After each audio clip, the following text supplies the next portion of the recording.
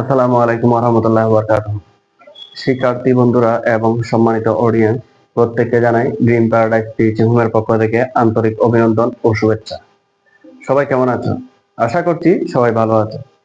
আজকে আমি তোমাদের সাথে আলোচনা করব চট্টগ্রাম বোর্ডের 2025 সালের এসএসসি পরীক্ষা এসেছে এমন একটি অঙ্ক 9 নাম্বার নিয়ে। এই অঙ্কটা ছাড়াও 2025 সালের অন্যান্য বোর্ডে এসেছে এবং বিগত বছরের এসএসসি পরীক্ষায় এসেছে তেমন অঙ্কগুলো আমার চ্যানেলে আগে থেকে আপলোড দিয়ে আছে। যাদের প্রয়োজন হবে তারা ডেসক্রিপশন বক্স থেকে লিংক নিয়ে ক্লাসগুলো দেখে আসতে পারে। এটা অনুশীলনী 16, তোমাদের বইয়ের অনুশীলনী 16 এর উপর নির্ভর করে করা হয়েছে। সুতরাং অনুশীলনী 16 সম্পর্কে যদি আইডিয়া থাকে, অঙ্কগুলো যদি বুঝো এবং সূত্রগুলো যদি তোমাদের আয়ত্ত থাকে, খুব সহজেই ক্লাসটা আয়ত্ত করতে পারবে এবং পরীক্ষায় আনসার করতে পারবে উক্ত অধ্যায়ের উপর। একটি আয়তকার ক্ষেত্রের দৈর্ঘ্য 16 মিটার এবং প্রস্থ হলো 12 মিটার। আয়তকার ক্ষেত্রটিকে পরিবেষ্টিত করে অর্থাৎ ঘিরে একটি বৃত্তাকার ক্ষেত্র আছে।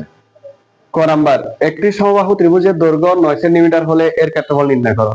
আমরা তো জানি সমবাহু ত্রিভুজ মানে যে ত্রিভুজের প্রত্যেকটা বাহু সমান, আর সমবাহু ত্রিভুজের ক্ষেত্রফল হলো √3/4 স্কয়ার বর্গ একক। একটা বাহুর দৈর্ঘ্য যা প্রত্যেকটা বাহুর দৈর্ঘ্য তা হবে, অর্থাৎ 9 সেন্টিমিটার করে হবে।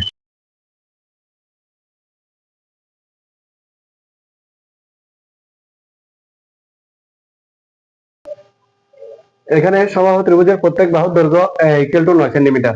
সূত্রে যেহেতু এর ব্যবহার আছে সেজন্য আমি এখানে ইকুয়াল টু 9 সেন্টিমিটার লিখলাম। সেখান থেকে আমাকে ক্ষেত্রফলটা নির্ণয় করতে হবে। সুতরাং সমবাহু ত্রিভুজের ক্ষেত্রফল, বা আমরা জানি সমবাহু ত্রিভুজের ক্ষেত্রফল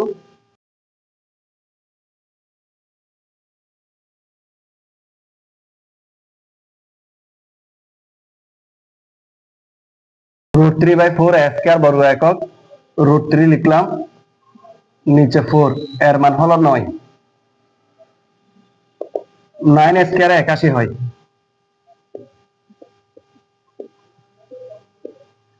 অর্থাৎ 81 সাথে √3 গুণ করতে হবে, গুণফলকে 4 দ্বারা ভাগ করতে হবে।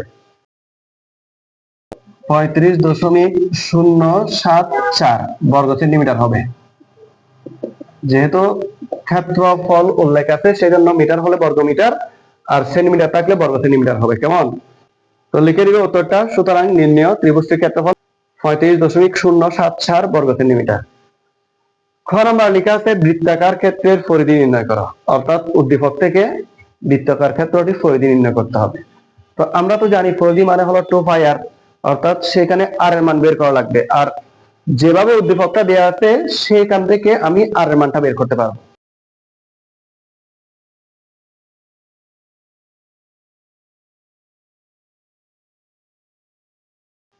এখানে চিত্রটা এভাবে হবে, কেননা দেওয়া আছে একটি আয়তকার ক্ষেত্রের দৈর্ঘ্য হলো 16 মিটার এবং প্রস্থ হলো 12 মিটার। এটা যদি তুমি একটা আয়তকার ক্ষেত্র মনে করো, এর দৈর্ঘ্য অর্থাৎ AD = BC = হবে 16 মিটার এবং প্রস্থ AB = DC = হবে 12 মিটার করে। আয়তকার ক্ষেত্রটিকে পরিবেষ্টিত করে অর্থাৎ এটার চারদিকে ঘিরে একটি বৃত্তাকার ক্ষেত্র আছে, এই একটা বৃত্তাকার ক্ষেত্র আছে। প্রশ্ন হলো বৃত্তাকার ক্ষেত্রের পরিধি, অর্থাৎ পরিধি মানে হলো যে 2πr। 2πr এর মান নির্ণয়ের আগে আমাকে আর এর মান নির্ণয় করতে হবে। এখানে আর এর মান বলতে এটাই বোঝায়।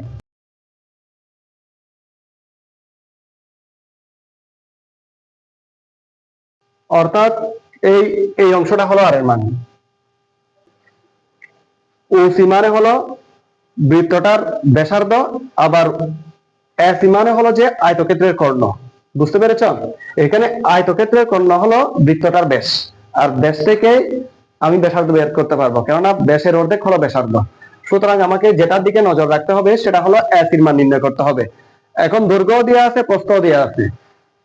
দৈর্ঘ্য আর প্রস্থ যদি দেওয়া থাকে আয়তক্ষেত্রের কর্ণের দৈর্ঘ্য বের করা যায়, কেননা এই যে এই কর্ণটা দ্বারা আয়তক্ষেত্রটি দুইটি সমান সমকোণী ত্রিভুজে বিভক্ত হয়েছে।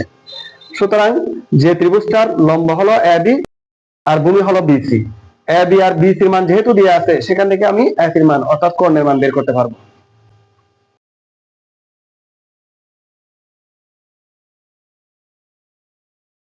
এখানে আয়তক্ষেত্রের দৈর্ঘ্য বিসি = 16 মিটার এবং প্রস্থ এবি = কত মিটার? 12 মিটার। সুতরাং আয়তক্ষেত্রটির কর্ণের দৈর্ঘ্য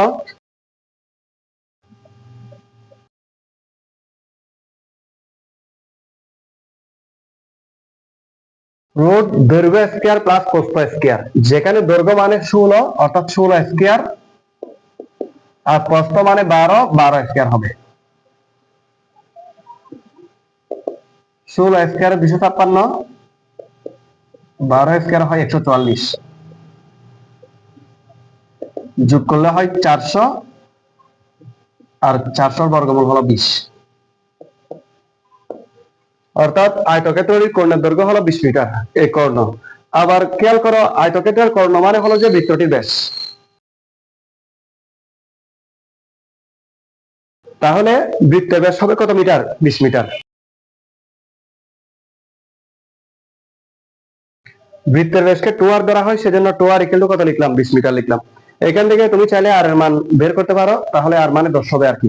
আর এর মান বের না করলেও চলে, কারণ আমি এখানে পরিধি নির্ণয় করব। পরিধিতে তো 2 পাই আর আছে, কেমন? সুতরাং বৃত্তটির পরিধি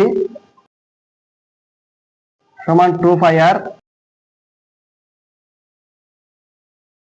তাহলে এখানে 2r মানে হলো 20, 20 বসালাম ইনটু পাই এর মান হলো 3.1416।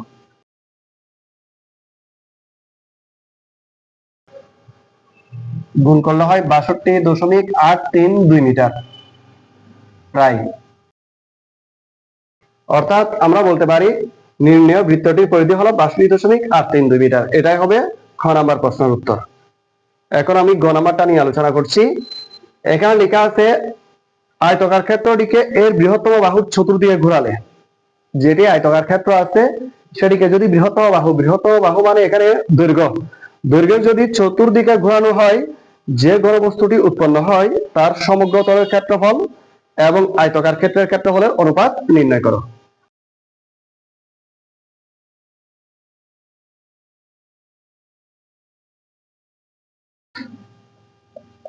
দেওয়া আছে আয়তকার ক্ষেত্রের দৈর্ঘ্য 16 মিটার এবং প্রস্থ 12 মিটার, সুতরাং ক্ষেত্রফল আয়তকার ক্ষেত্রটির ক্ষেত্রফল সূত্র দৈর্ঘ্য গুণ প্রস্থ অর্থাৎ 16 গুণ 12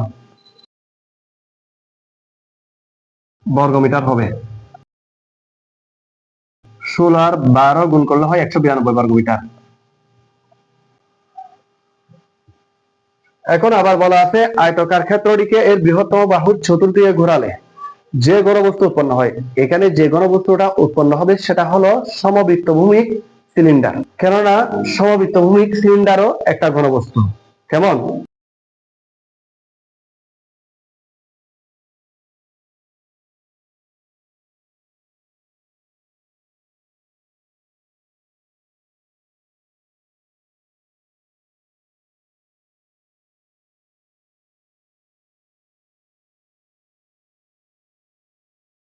আয়তকার ক্ষেত্রটিকে বৃহত্তর বাহুর চতুর্দিকে ঘোরালে একটি সমবৃত্তভূমিক সিলিন্ডার উৎপন্ন হয়, যার উচ্চতা হবে, মনে রাখবা এরকম অঙ্ক যদি আসে, উচ্চতা হবে বড় অংশটা অর্থাৎ 16 মিটার, h ইকুয়াল টু 16 মিটার, এবং ব্যাসার্ধ হবে প্রস্থটা আর ইকুয়াল টু 12 মিটার।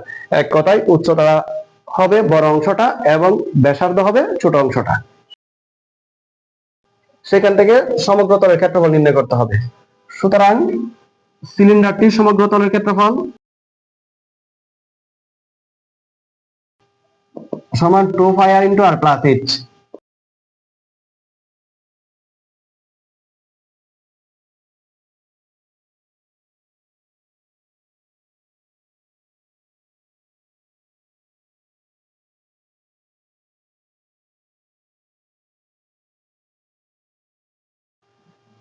টু বসালাম, পাই এর মান না বসিয়ে রেখে দিলাম, আর এর মান হলো 12, এদিকে আর এর মান 12, h এর মান 16।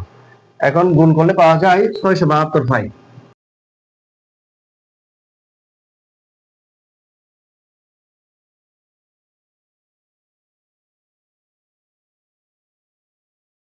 বর্গমিটার হবে। এখন প্রশ্নটা হলো ওই ঘনবস্তুর সমগ্র তলের ক্ষেত্রফল এবং আয়তাকার ক্ষেত্রফলের অনুপাতটা নির্ণয় করতে হবে।